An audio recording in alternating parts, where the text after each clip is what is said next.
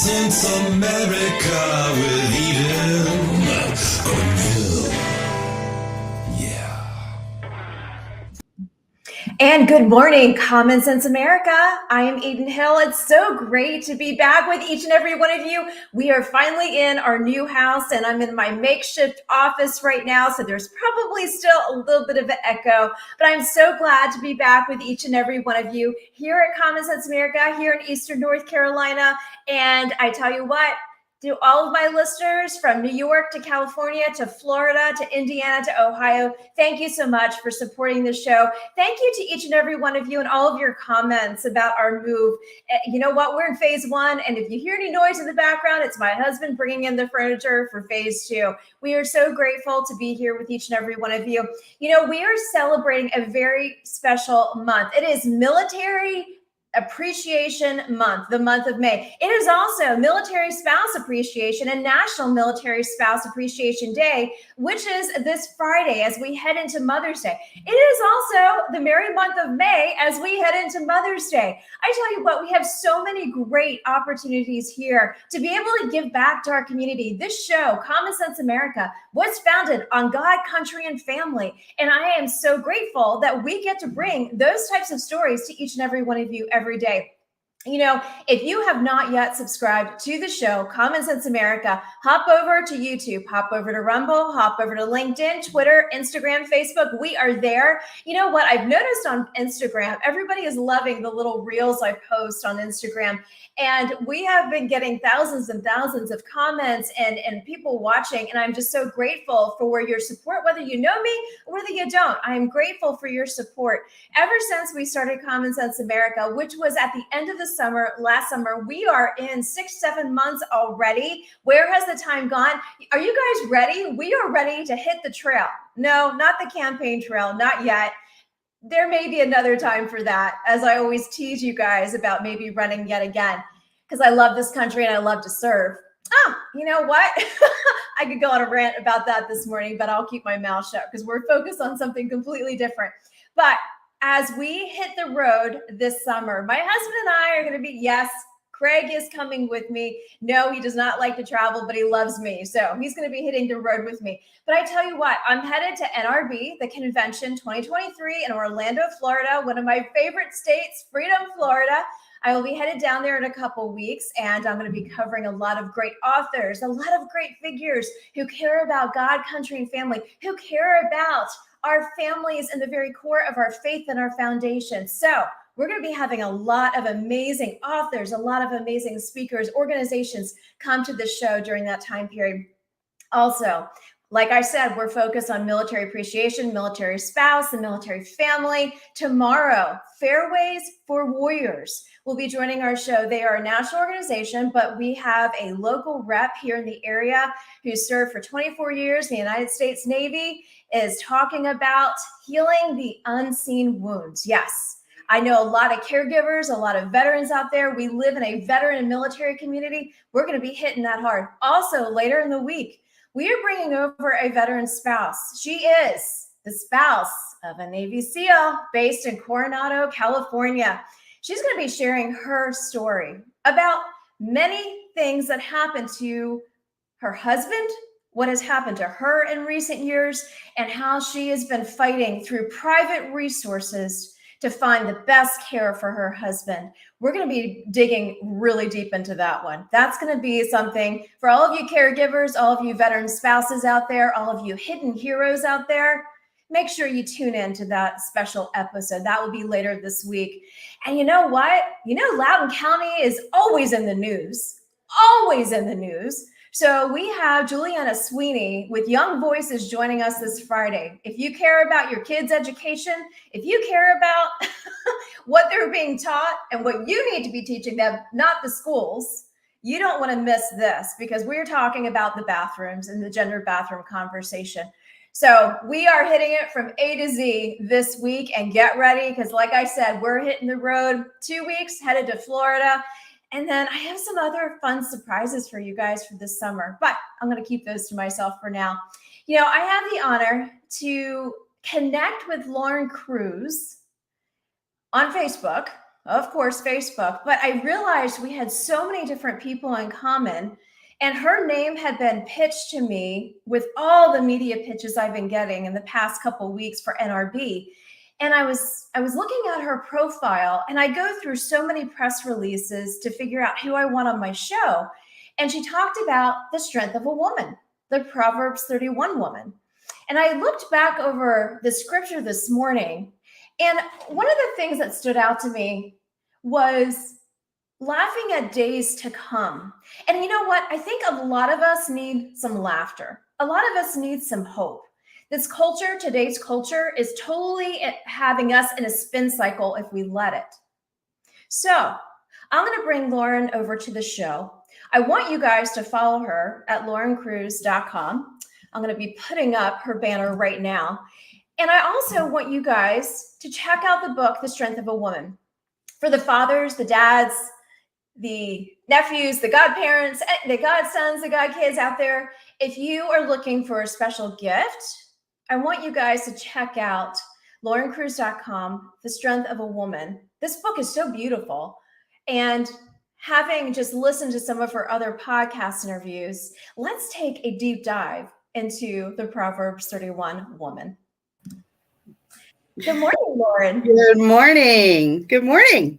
Welcome to Common Sense America. It's so nice to finally meet you. You too. We've been going back and forth a little on Facebook and messaging, and it's great to finally meet you. Yes. Where are you coming from today? I'm in Jacksonville, Florida. Oh, Freedom, Florida. That's what I call it. That's right. Now, are you going to be joining NRB? I know that you were in some of those pitches. Fabulous. Yeah, Okay. I will be down there. Yep. Oh, wonderful. I look forward to meeting you face to face. Great. This is such a treat. So, I was listening to a lot of your interviews, your podcast interviews, and, one theme that continued to really kind of resonate with me was that warrior, that military prep that you talk about. And I thought, why don't we zoom in on that? And then we'll talk about laughter in the days to come. But let's zoom in on that because we live by Camp Lejeune. We live by Fort Bragg. We are in a military state and a military community. And so we have a lot of military spouses who are getting the calls. Hey, my husband's going to the border. My husband is going overseas. So let's talk about that Proverbs 31 aspect of the military warrior, where we see our spouses doing X, Y, and Z, but yet we can also be doing that as well. Can you break that down for us and kind of pull that from your brand new book? Yeah. So a lot of people might be surprised to know that Proverbs 31 has a military theme. We miss it because we don't read with Hebrew understanding, but in the original language that, who can find a virtuous woman or who can find a woman of valor? That word valor and virtuous, it's actually the Hebrew word chayil. And it means strong, but it's the same word to describe David's mighty men, right? So mighty is the same word. It's translated differently. So, and when you go through and you read the passage and you understand those original Hebrew words, there are 7 references to strength, and there are multiple references to military actions, girding and gain and plunders of war and just her activity that she does. And I always say, it ain't your mama's Proverbs 31. When you understand it through the Hebrew understanding and understanding that it's actually an acrostic poem of the Hebrew alphabet, and those first letters of every verse show up in the verses and affect what we're reading and what we're understanding. It truly changes our understanding of Proverbs 31. She is a strong military warrior. It's actually called a heroic hymn.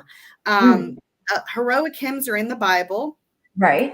One that comes to mind is when David and Saul came back and the women of the city were singing that Saul killed 1,000, but David killed 10,000, and Saul was a little jealous of that. That's actually a heroic hymn. And there are others in the Bible, and this is known as a heroic hymn that God sings over the actions of women. And in the Hebrew home, in the Jewish home on Friday night, when they start Shabbat, the men of the house sing this song over their wives and their daughters. And so the church, sometimes we kind of see it as a standard, like we can never be that woman. But in the Hebrew home, in the Jewish home, it is a celebration of strength for these ladies. So yeah. Why can't we be transferring that? We really need that. We really need that. You know, as I mentioned, in today's culture, we are on a spin cycle. Yeah. We are constantly being spun, whether it's by the national media or whether it is by, you know, the schools, or whether it's by all of those headlines that are affecting our culture and affecting our homes, the very heart of the home. So how can the woman today, she sits down, she has 5 minutes in the morning or 5 minutes after she drops off those kiddos, how can she apply a piece of your book to her walk, to her journey, just to get her through that day? Right. So what I did do in the book is I included the stories of 20 ladies, right? Because sometimes folks aren't into word studies and some of that academic stuff. So I really wanted to make it more applicable. You know, how do we apply this to our lives? And I actually have a story of a veteran wife. She is represented by the letter Resh, which is one of the Hebrew letters, and she goes with Proverbs 31:29. I'll read it to you real quick. It says, "Many daughters have done nobly, but you excel them all." And I don't think it's a coincidence. That word noble is the same word, chayel. So many women have done strong, but you excel them all. And so sometimes we can just relate to situations that folks have dealt with. Her husband returned from Afghanistan. He served multiple tours. He was very broken, very injured. They have had a long haul. And many times she was ready to throw in the towel on her marriage, or, you know, just the whole process of it. So even if you can't understand the words and the theology and the academic aspect of it, I think we can all relate to the struggle and the pain of finding our place as biblical women, because, you know, we're in a little different situation of understanding that biblical womanhood aspect, but yet still being strong women and still leading our family and still sometimes having to do it alone, sometimes having to do it alone, even when our husbands are in the home. You know, we're still struggling to do that. And so I think that there's a big lesson, and understanding too, we are a sisterhood, you know, even as Christian women who deal with these struggles of attack on our family and attack on our womanhood. You know, we're still a sisterhood. You know, there are still women in it together, and we can draw from each other's strength. And don't be afraid to ask for help, and don't be afraid to lean on somebody, and don't be afraid to look at somebody that may be a little further down the road who has survived, right? And who has that struggle. Do you think in many ways this book opens up opportunities for intentional community?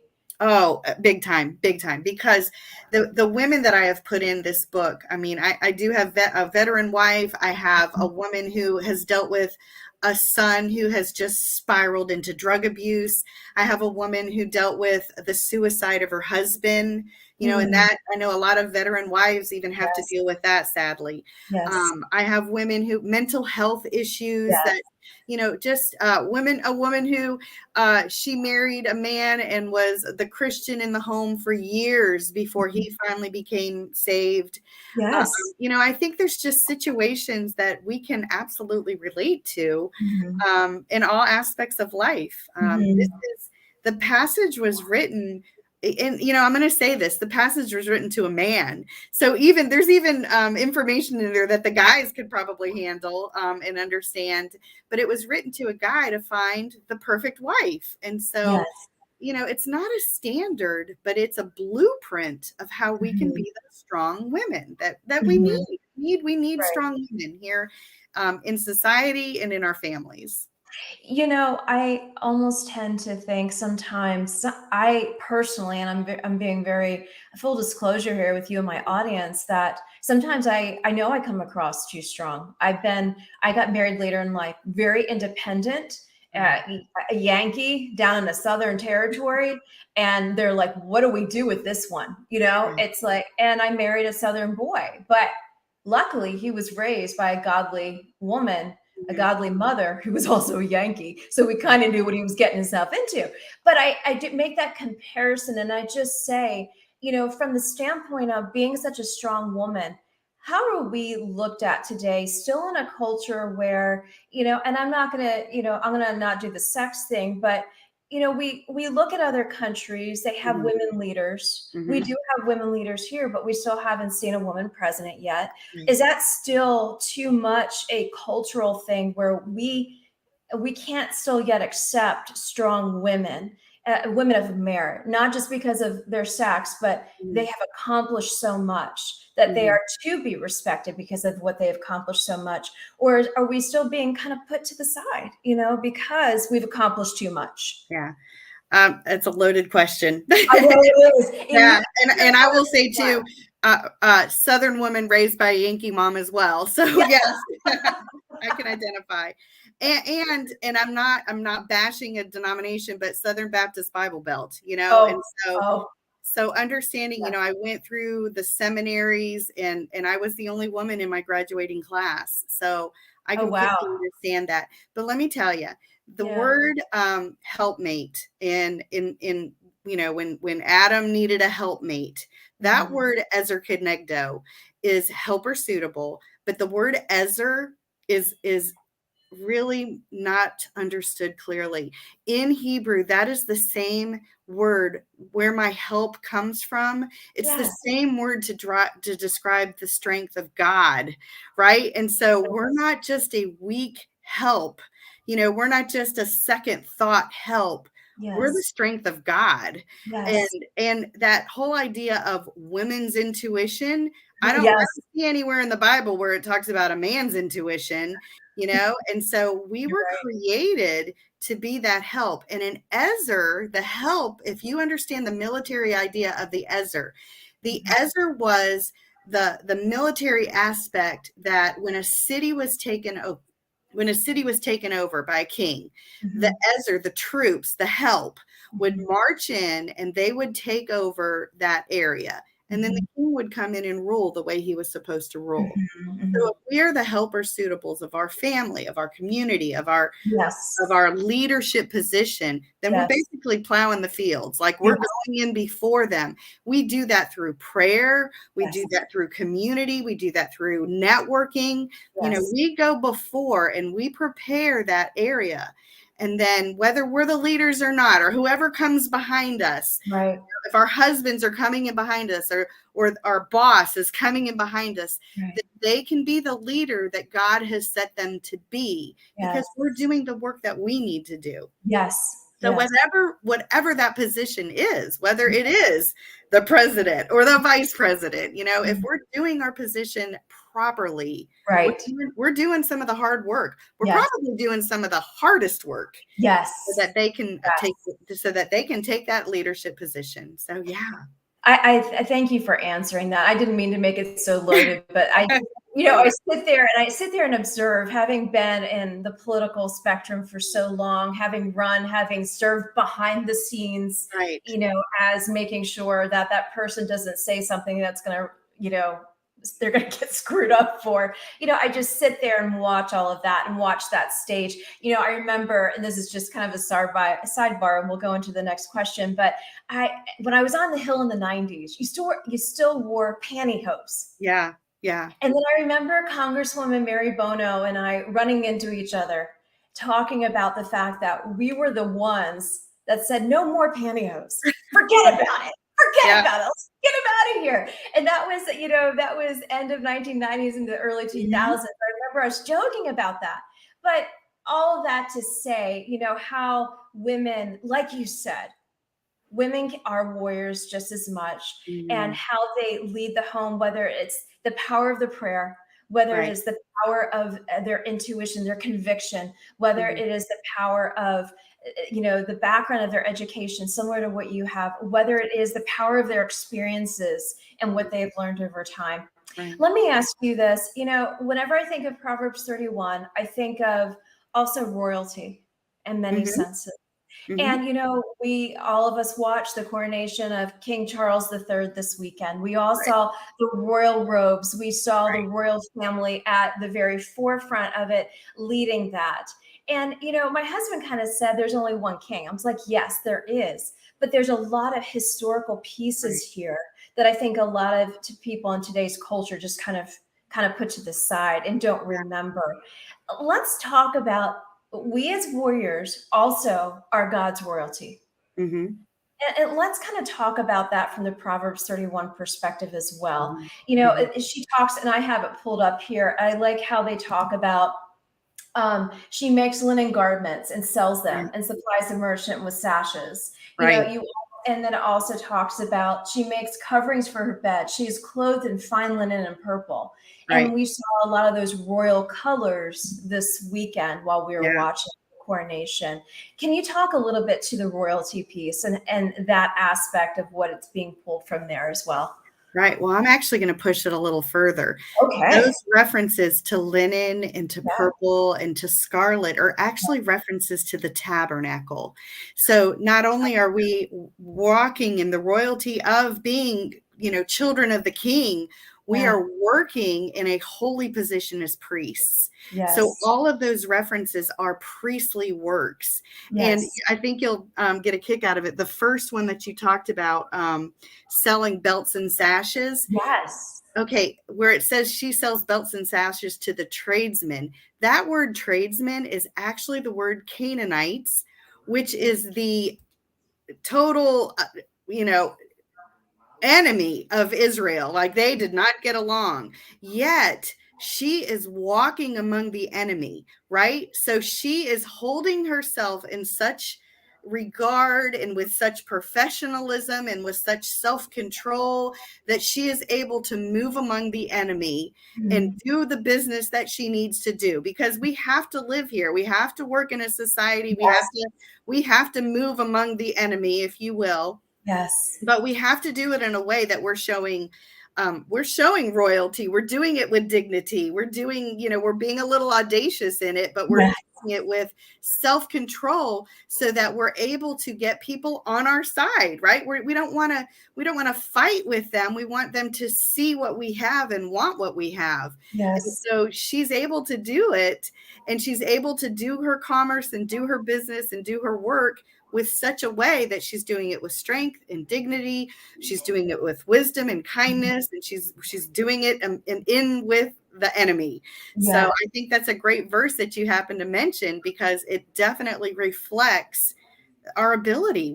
And for it to say it, she's doing it. So it means that we can too. Like it Right. can be done. Right. No, I absolutely love that. And, I kind of want to talk about this as well. We in today's culture, and as mothers or as caregivers or as whatever, as we send those babies off to school, and I'm not a mom, I never had the privilege, but I get to be a godmom. So I Yeah. get to spoil a bunch of kids. But at the end of the day, for parents and for grandparents and for caregivers, can you give us insight into the book and also into the Proverbs 31, where we can take these tools to protect our babies, protect their minds? Right. I talk a little bit about that in the book because she is a warrior, and there are several verses about her acting as a watchman on the wall, because you're watching and observing and making sure your family isn't hooked and pulled away. Right. There's also a verse in there that talks about how she leads and directs and teaches. And so we have got to have that foundation. And I don't know if you know this, I am a public school teacher. I did. I saw that. Yeah, I teach high school, and I am a grandma, and so I do know, I can tell the difference between parents who take the time to instill these values in their kids, or folks that are leaving it to me to teach their kids. And so, there's a big blow up about people thinking that teachers are indoctrinating their children.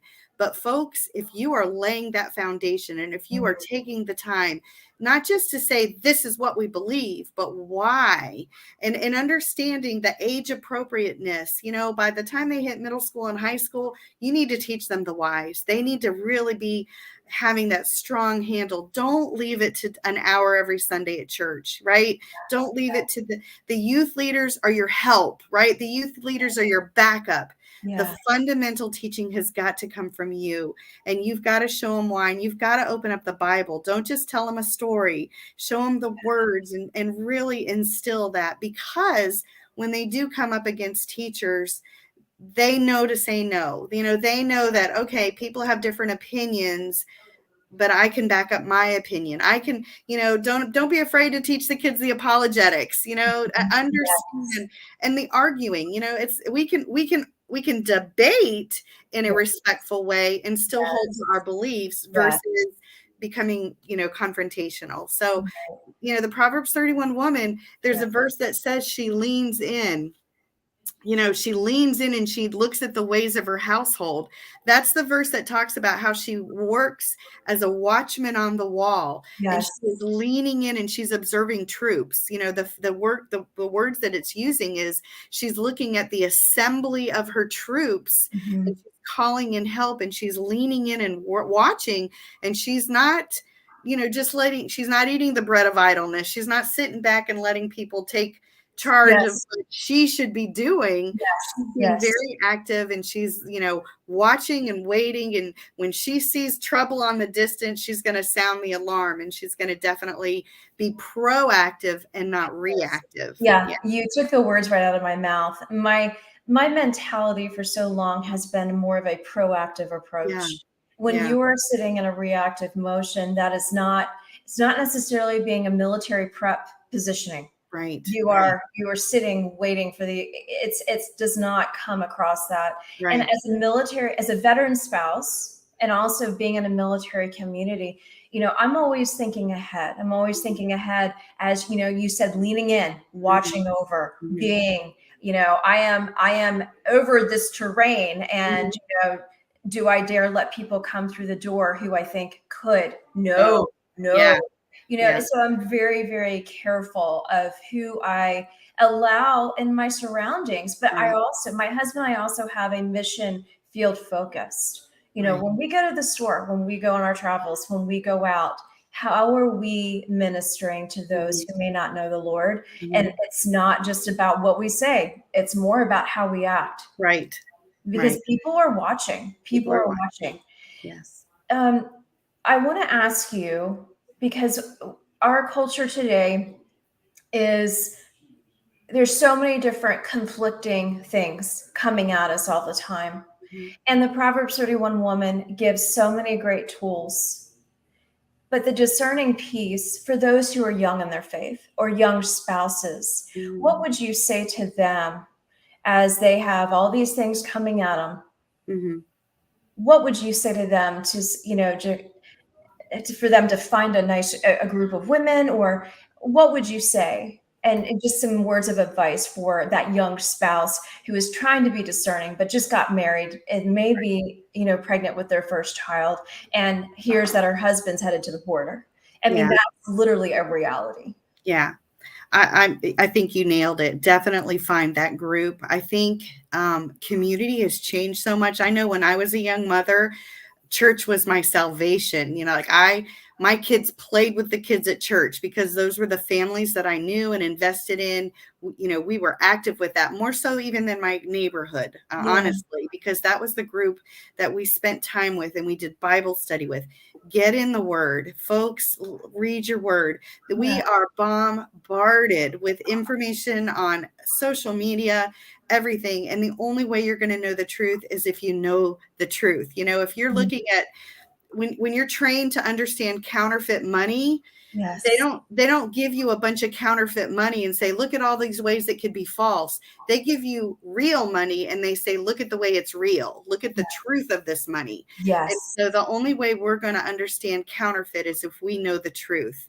And the only way you know that is if you truly study God's word. Don't be afraid to do it. Take it a little bite, take it a bite at a time. And find a mentor, pray for a mentor. Yes. Pray for somebody that will walk you through it and answer some questions, and they're valuable. I even pray for mentors on a daily basis, whether it's somebody older or younger or more knowledgeable or somebody that I can mentor, because Yeah. as a teacher, I learn so much when I'm helping somebody else as well. So Exactly. That's exactly it. I know that your book, I know your book comes with a devotional. So is it a Bible study guide as well that you could easily create a women's group? you can. Yeah, I actually have a main book, larger book, I call it the meat of it. And then there is a smaller devotional that is just, folks that don't want quite as much information. It's a much smaller, but after every chapter, there are questions, and I do include, there's a suggested study guide that if you want to reach out to me, I can email that to you. Okay. You're able to do it. It's more of a book study, but I give you questions that you can answer with the leader's guide, and you can do it in 11 weeks. Oh, wow. And I've offered this to everybody. If you guys would like me to join you, like on a Zoom session, or if you're local enough that I could join you in person, I often will come on the first night and just kind of explain the Hebrew background of it, because Oh, some that's people are fabulous. like, I can't really wrap my mind around what Yeah. you're talking about here. So I usually do an opening, or I can even record it and you can play it. And it just kind of introduces this Hebrew understanding of the letters and the alphabet and what this is all about. And then you go through 10 weeks you usually do about 2 chapters a week. And just with various questions and ways you can relate to the stories that are offered in there as well. So No, I absolutely love it. Thank you. And I wanted to ask you a final note. I noticed in your bio that you have a background with also social media, yeah. and just is there any tips that you could share with parents out there who are, and that the whole social media, do we allow them at a certain age now for kids and teenagers? What are your thoughts? Not to throw a bomb at you or anything, Yeah. but I mean, with that background of being an educator and also with your background with working with it, what are just a couple tips you could give to parents or grandparents or guardians? Oh, my parents control those phones. And I will speak honestly, I'll speak more of as an educator, because Yeah. I hear the conversations that the kids are having, and I teach high school kids. Uh-huh. These kids have accounts that the parents are unaware of. They have accounts that the parents have and they have access to, and then they've created secondary accounts the parents have no knowledge of. There are accounts that are hidden as, like, there's accounts, like if you looked at their phones, it would look like a calculator, but yet behind it is an entire texting application. Oh my gosh. There are accounts that, if you looked at it, it looks like a game, but behind it are incredible applications. Kids do not understand that they can be found easily on their information. Like if they post a picture, all their information is attached to those photos, and kids don't understand, like, take that off, and how Right. easy it is for somebody to find them. So parents, you guys need to have very serious conversations with your kids. I'm sorry, but they lie. I'm sorry. Yeah. Are very different children at school, and they lie to you. Be aware of that. And they're with these kids 8-10 hours a day, and they have a bigger influence over them than you realize. We are with them such a short time during the day. It's just a fact. We get them for just a few hours, and the older they get, that influence becomes stronger and stronger. And so you have to have some very real and open conversations with your kiddos. And if you guys pulled tricks on your parents, then you need to understand they're pulling tricks on you as well. Don't Right. think. Do you also see that, if they're on Snapchat or posting images that could affect them, doesn't that also affect them in their college applications? 100%. And I actually teach seniors, and I talk about cleaning up their social media and understanding that, getting sucked into the drama of things and how it affects, understanding that you don't have to reply to everything, just sometimes just keeping your mouth shut is the best way, because people are looking. I even tell them too, when you guys go on college tours and you have that tour guide, they're encouraging you, hey, follow our Facebook page, follow me. What they're doing is they're connecting to you so that when you apply, they have access now to your social media, and they can definitely take a look because you friended them. So they have full reign and full access to everything. So understand, it's not just, hey, connect with me because now you can get all my information, but connect with me too, because when you apply, we can check you out. Right. Exactly. Yeah, Exactly. Mm-hmm.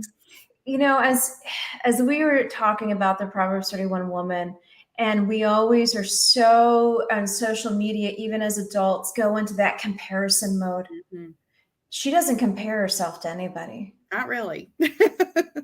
She sets the standard. She really does. Yeah. And that's what we need to be looking towards, is setting that standard for ourselves and our homes and our communities and our relationships and our friendships in our church communities and in, on the school boards, you name it. Where can we set that standard versus having that comparison? Don't you think we get so sucked into that comparison mode? Very much so. Have you ever felt like that, being amongst so 100%. many authors? I Yes. mean, you have a beautiful book, but I bet it's really hard being a female author amongst all these other authors out there. How has that been for you to, kind of pull away from that comparison piece? Yeah, I definitely know that this book was a gift from God, and I know my gifts and my callings. And I know that anything that happens with this book or with my career or family is not a surprise to God. And so I just walk with his direction and calling. I do pray for opportunity. I always pray for opportunity to walk in my calling. I am a teacher. My number one is to teach the Bible. And as a speaker, even, for opportunity to speak and to teach. But number two is wife and mom. And number three is teacher. So honestly, that's kind of lower on the totem pole. Yeah. But nothing surprises him. And so if it is a season of quietness or a season of waiting or a season of action, and, my book came out smack dab April 2020, right? And everything that I had planned and all of my ideas and everything totally came to a screeching halt. But guess who knew that was going to happen, right? God knew. Yep. He knew, and he knew that it was such a time for this. And so all I had to do is just continue to walk and to continue to seek opportunities and to take advantage of what was given to me and to be quiet when I needed to be quiet, because he knew what needed to be done. He knew. For such a time as this, you're right. You are so correct on that. As we end this segment, where can all of my amazing audience go find you and go support you? And also, I have obviously your website going across, but I can't help but think that your book would be a phenomenal gift for Mother's Day and for all the military spouses out there and the veteran spouses out there. I think it really could be a phenomenal tool for them. Thank you. I am under Lauren Cruz A to Z, right? Because it's an alphabet. Yeah, I got it. And I'm Lauren Cruz A to Z on Twitter, on Instagram. I'm Lauren Cruz on Facebook. So it's pretty easy to find me. LaurenCruz.com. You can email me and message me through there as well. My book is on Amazon. It's on my website. I make it real easy to spend your money. And I would love for you to reach out and just connect with me. It is a great Mother's Day gift. I mean, that is when it rolled out, I kind of promoted it as a great Mother's Day gift. Gentlemen, if you want to celebrate your wives, this is a definite book for her. I promise this is not your typical Proverbs 31 book. I do believe your wives and your daughters will be encouraged by this, because this is unlike any other Proverbs 30 book out there. And I completely agree with that. After studying up on what you have brought to the table, and I've looked at the Proverbs 31 woman, I get their email distributions, P31. And, even when I went to Bible college, it was a completely different scenario during that time period. And you have brought it to life. You've brought application to life for the young spouse, for the young mother, for the retiree, for those who are in transition from one to Oh, I know. It's beautiful. I absolutely love it. I absolutely love it. So Lauren Cruz, thank you. Author of Strength of a Woman. Please go visit her, laurencruz.com. And I look forward to seeing you in a couple of I'll weeks. be there. Yeah, I'll look for you. All right. Have a great week and many blessings to you. Thank you for what you're doing. Thank you. All right. Bye-bye. Bye. For all of those who are tuning in, this is Common Sense America. And I just want to remind you, please go check out Lauren's information. Go to Lauren Cruz, that's CREWS.com. Go check out her book. Make sure you add it to your reading list, add it to your, whether it's your evening book list or whether it is your weekend book list. And I would just highly recommend it. A wealth of information, but on so many different perspectives, leaning in that proactive mentality, that warrior princess. We are princesses. We are princesses of the Lord Almighty, and leaning into that and applying that to our daily walk. I'm preaching to me right now as well. I know in the past couple of weeks with this move, us just transitioning right around the corner, a move is a move is a move. And you know what? My attitude, I need to put it in check a couple times. And so it's such a foundational piece to have. And it's a different perspective of the Proverbs 31 woman, from the royalty piece to the warrior piece to the military piece. It's just so powerful, and where we can apply it to our daily lives. So for all of you women out there, all of you men out there, if you were looking for a great devotional, a Bible study, if it's just, connecting with a couple girlfriends who are long distance and being able to check in with them and being able to talk about this and apply it to our daily life, what better book than to pick up Strength of a Woman? You can pick it up on Amazon. Go to her website as well. We're going to take a quick break, and then I'm going to tell you a little bit about Fairway to the Warriors. And I'm looking forward to introducing you to our guests that will be joining us tomorrow. But for a moment, we're going to take a quick break, and we'll be right back. Thanks for joining Common Sense America.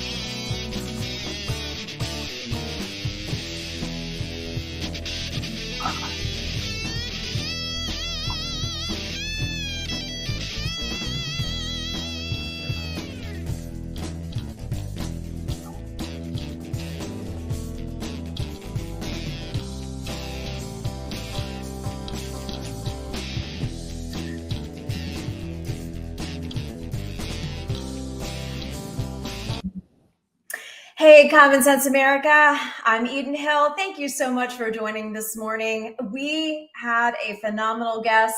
I've already gotten a couple messages, and of course, one was from my Mama Mia. She would like the book for Mother's Day. So, yes, Mama Mia, if you are still listening in or watching, I will get you the book for Mother's Day. Would you like the devotional too? I'll get that for you.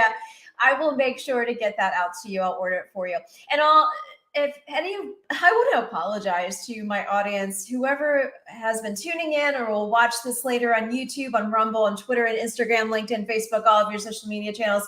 My apologies if you heard any of the background noise. We had people coming over to visit this morning, and my husband, being his amazing self and his loud, boisterous laugh, was constantly in the background while I was doing that interview. So my apologies if you heard all that, but maybe you got a chuckle and a laugh hearing my husband's in the background. So anyway, on that note, Fareway to the Warriors will be joining us tomorrow, 9:05 a.m. Eastern Time here on Common Sense America. And let me just read a little bit. I'm looking at my phone, just so you know. Let me just tell you a little bit about Dover Sloan. My husband actually met him at one of our local banks, and he works at one of the local banks, and struck up a conversation. And Dover is retired chief hospital corpsman. He served in the Navy for 24 years and did multiple combat tours in Iraq and in Afghanistan. And so Fairways to the Warriors will be joining us tomorrow. They are based out of Florida. There is no Florida theme here, I promise. But it just seems to me that there's so many different opportunities happening in Florida because Florida is free, right? Right. So anyway, he is going to be joining us tomorrow to talk about the healing of the unseen wounds. You know, so many of us here in Eastern North Carolina and all the different states that really serve our military, we do hear of stories. We do know of the suicide rates. We do know of those who are being called up to go to the border. There are so many different stories that we are hearing. And so at Common Sense America, we are really focused on a tribute to our military families, a tribute to our military and those who have served. We have Memorial Day coming up at the end of the month. We have our military spouse and National Military Spouse Appreciation Day, which is the Friday before Mother's Day. And that was started by Ronald Reagan back in the 1980s. And so we just have a lot of special features focused on those who have served this great nation, both those who have been active duty and the reserves, those who are now retired. We want to thank each and every one of you for your service. And so we will be featuring a lot of very special guests. And all of you who are tuning in or may tune in later this week, we do have a very special Navy SEAL spouse veteran caregiver. She's going to be sharing her journey with us. And it's a powerful journey, to say the least. And she is going to be talking to the caregiver, to the hidden hero, to those who are trying to navigate the red tape of the system and finding private help for those veterans out there who may be suffering from A to Z, PTSD, TBIs, you name it. So we will be hearing her story later this week. On that note, I'm going to let you go. We have about 10 minutes until the hour, and I am stacked today with a fabulous Monday here at Common Sense America. Thanks to each and every one of you and all of your prayers, your text messages, your emails, your support. We appreciate you and thank you so much for being with us as we took off a week as we were moving. But for such a time as this, make sure you go get that book, Strength of a Woman. Until then, I'll see you guys tomorrow. Have a great Monday.